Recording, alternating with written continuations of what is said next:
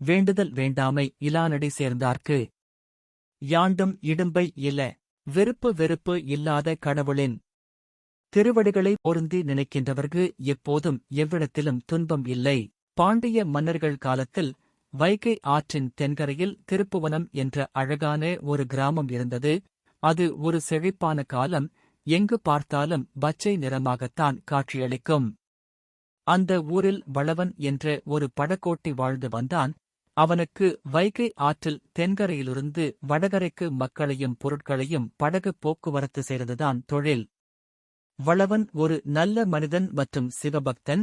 தினமும் சாயங்காலம் வேலை முடித்தவுடன் வைகை ஆற்றில் குளித்துவிட்டு நேர அவங்க ஊரில் உள்ள சிவன் கோயிலுக்கு போய் இறைவனை வணங்கி பிரசாதம் வாங்கி மனைவி அல்லிகிட்ட கொடுத்தால்தான் அவனுக்கு சந்தோஷம் மற்றும் நிம்மதி.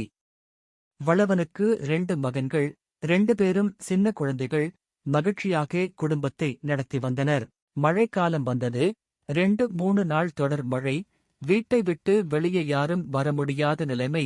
ஆற்றில் வெள்ளம் போவதை அக்கம் பக்கத்தில் பேச்சு. வளவன் கவலையோடு சிவனாரிடம் வேண்டிக் கொண்டிருந்தான். கோயிலுக்கு வர முடியாத நிலையை நினைத்து மேலும் வெள்ளத்தில் இருந்த தன் படகை காக்க வேண்டும் என்று சதா சிவனையே நினைத்துக் கொண்டிருந்தான். இரவோடு மழை நின்றது. காலையில் படகு துறையை நோக்கி ஓடினான். போற வழியெல்லாம் மரங்கள் சாய்ந்து கிடந்தன. படகை காணவில்லை. அதிர்ந்து போனான். கவலை அடைந்து அங்கே உட்கார்ந்து விட்டான். என்ன செய்வதென்றே தெரியவில்லை. ஆற்றில் தண்ணீர் கரை புரண்டு ஓடிக்கொண்டிருந்தது. பயணம் செல்ல வேண்டியவர்கள் வந்து வளவனிடம் அடிக்கடி கேட்டு சென்றனர், எப்போது படகு போக்குவரத்து என்று. ஆனால் வெள்ளம் அதிகமாயிருப்பதால் இப்போதைக்கு இல்லை என்று காரணம் சொல்லிவிட்டு காலம் தாழ்த்தி வந்தான். மேலும் படகு வெள்ளத்தில் போய்விட்டது, இனி திரும்ப கிடைக்காது என்று முடிவு செய்து சிவனிடம் வேறு வழி காட்ட சொல்லி வணங்குவோம் என்று கோயில் நோக்கி புறப்பட்டான். அப்போது அவனுக்கு ஓர் யோசனை வந்தது. பக்கத்தில் ஊரில் உள்ள நண்பன் படகோட்டி கந்தனிடம் சென்று உதவி கேட்டு ஒரு பரிசலை கடனாக பெற்று தற்போதைக்கு காலத்தை கழிப்போம், பின்னர் இறைவன் வழிவிட்டால் ஒரு படகை வாங்குவோம் என்று மனதில் நினைத்து கொண்டு சிவன் கோயில் சென்று வழிபட்டுவிட்டு பக்கத்து ஊருக்கு சென்றான்.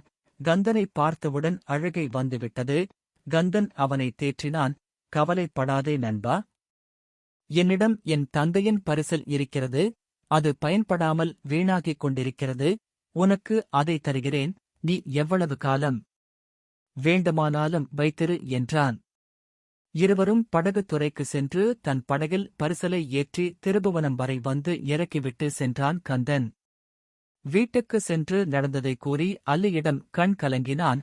அல்லி அவனை தேற்றினாள். இருவரும் குழந்தைகளோடு கோயிலுக்கு சென்று சிவனாரிடம் தங்களை காப்பாற்றுமாறு வேண்டிக் கொண்டனர். மறுநாள் காலையில் பரிசல் மூலம் ஆட்களையும் பொருட்களையும் அக்கரையில் கொண்டு சேர்த்து கொண்டிருந்தான். பரிசல் படகைவிட சிறியது, அதனால் அதிக முறை ஆற்றை கடக்க வேண்டியிருந்தது. 2-3 நாள்களில் வளவன் அதிக சோர்வடைந்து விட்டான். தொடர்ந்து இறைவனை எண்ணெய் வேண்டிக் கொண்டிருந்தான். அன்று இரவு அல்லியும் வளவனும் மாறி மாறி ஆறுதல் கூறிக்கொண்டு கண் அயர்ந்த நேரத்தில் நள்ளிரவை நெருங்கிக் கொண்டிருந்த நேரம் யாரோ கதவை தட்டுவது கேட்டு இருவரும் எழுந்து வளவன் கதவை துறந்தான்.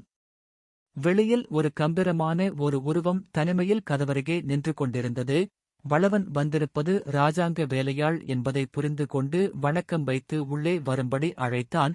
அந்த நபர் புன்னகைத்து வீட்டில் உள்ள வந்த ஓடிப்போய் குவளையில் தண்ணீர் கொண்டு வந்து கொடுத்தாள். அந்த நபர் இராஜாங்கம் சார்ந்து விஷயம் நிறைய பொருட்களை அக்கரையில் விட வேண்டும், அவசர நிலையை படகை தயார் செய் என்றார். ஆனால் கலங்கிய இதயத்தோடு என்னிடம் படகு இல்லை, வெள்ளத்தில் அடித்து சென்றுவிட்டதாக கூறினார். உடனே அவர் தாம் படகை இப்போது பார்த்துவிட்டுதான் இங்கே வருவதாக கூறினார். உடனே கிளம்பு என்றார். வளவனுக்கும் அல்லிக்கும் ஒன்றும் புரியவில்லை. இருந்தாலும் வளவனுக்கு ஆச்சரியம். உடனே கிளம்பினான். அள்ளியும் தலையசைத்து சரி என்றாள். போகும் வழியில் இருவரும் மௌனமாக நடந்து சென்றனர். படகு துறையை அடைந்தவுடன் வளவனின் கண்கள் விரிந்து கண்ணீர் கசிந்தது. ஆம், உண்மைதான், அவன் படகேதான். எப்படி வந்தது இறைவா என்று சிவனிடம் நன்றி கூறினான். ஒற்றன் வேடத்தில் இருந்து அந்த நபர் பேச ஆரம்பித்தார். வளவா என்ற புன்னகையோடு, தாம் அன்று இரவு மழை ஆரம்பிக்கும் முன்னதாகவே படகை எடுத்து சென்றதாகவும் 3 நாளும் எதிரி படை நடமாட்டத்தை கவனிக்க சென்றதாகவும் உடனே மன்னரிடம் அந்த விஷயத்தை தெரிவிக்க வேண்டும், என்னை 3 ஊருக்கு அப்பால் உள்ள ஆற்றங்கரை அரச மண்டபத்தில் தன்னை இறக்கிவிட சொன்னார். அங்கிருந்து தன் குதிரையில் அரண்மனை செல்வதாக கூறிக்கொண்டிருக்கும்போது வளவன் கையை பிடித்து பொற்காசுகளை திணித்தார். வளவன் உடனே மறுத்து, வேண்டாம், படகு கிடைத்ததே போதும், அதுவும் நம் நாட்டிற்கு உதவியதாக இருக்கட்டும் என்றார். உடனே அவர் கம்பீரமான குரலில், எனக்கு தெரியும், 3 நாள் உனக்கு வேலை இல்லை, இதை வைத்துக்கொள் என்றார். வளவன் திகைத்தான். இருவரும் படகில் அமைதியாக தங்களுக்குள்ளேயே யோசித்துக் கொண்டே படகில் சென்றனர். அரச மண்டபத்தில் அவரை இறக்கிவிட்டான். உடனே அவர் தன் கையில் இருந்த இலச்சினை மோதிரத்தை வளவன் கையில் கொடுத்தார். இன்று முதல் பாண்டிய நாட்டின் ஒற்றன் நீ, கவனமா இரு. ஒவ்வொரு வாரமும் எனக்கு புதிய நபர் நடமாட்டத்தை எனக்கு நம் ஒற்றர்கள் மூலம் எனக்கு தெரியப்படுத்த வேண்டும் என்றார். கம்பீரமான குரலில், சரி, கிளம்புவோம் என்றார். இதை கேட்டதும் எனக்கு அரச பதவியா இறைவா, என்ன ஆச்சரியம் இது மனதிற்குள் பேசிக்கொண்டான். பின் தயங்கி குரலில், ஐயா, தாங்கள் யார் என்றான். அதற்கு எல்லாரும் என்னை குலசேகர பாண்டியன் என்று அழைப்பார்கள் என்றார். ஆம், மன்னர்தான். வளவன் 2 கைகளை கூப்பி வணங்கினான். அவர் வளவனை தன் கைகளில் அணைத்து நாட்டை காப்பாற்று என்றார். வளவன் கண்ணீர் மல்க சரி என்று தலையசைத்தான். பிறகு இருவரும் பிரிந்து சென்றனர். உடனே வீடு திரும்பி அல்லியை அணைத்து நடந்த விஷயத்தை கூறினான்.